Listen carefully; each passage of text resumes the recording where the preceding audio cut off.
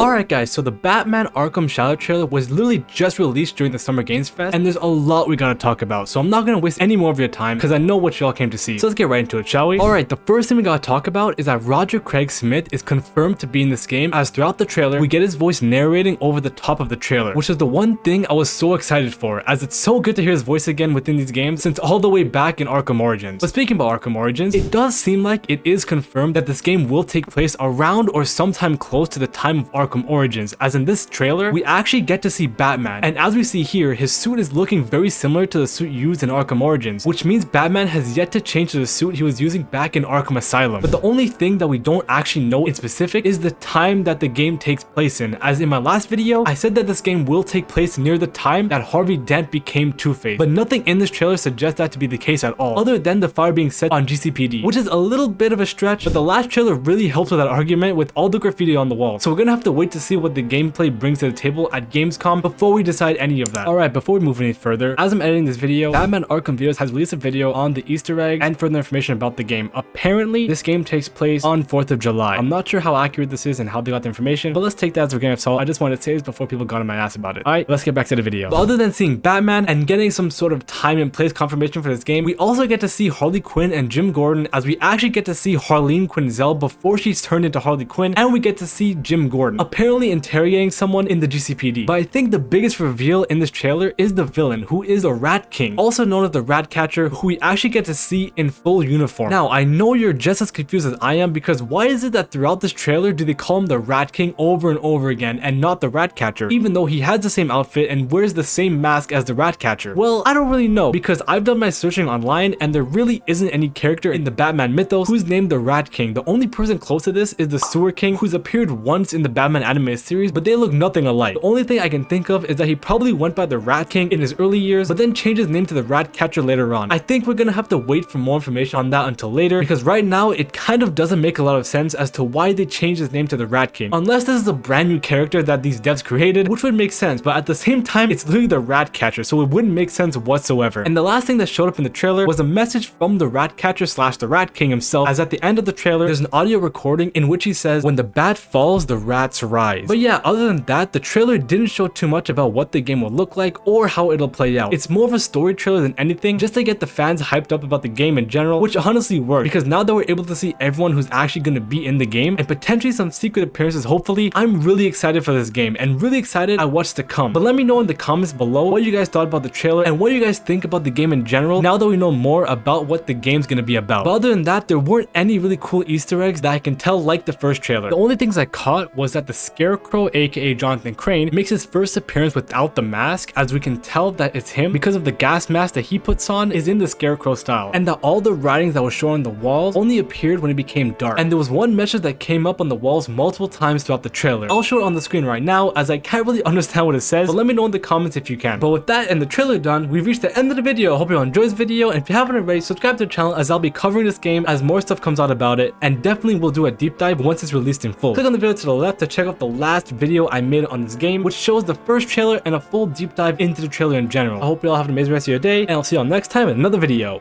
Peace!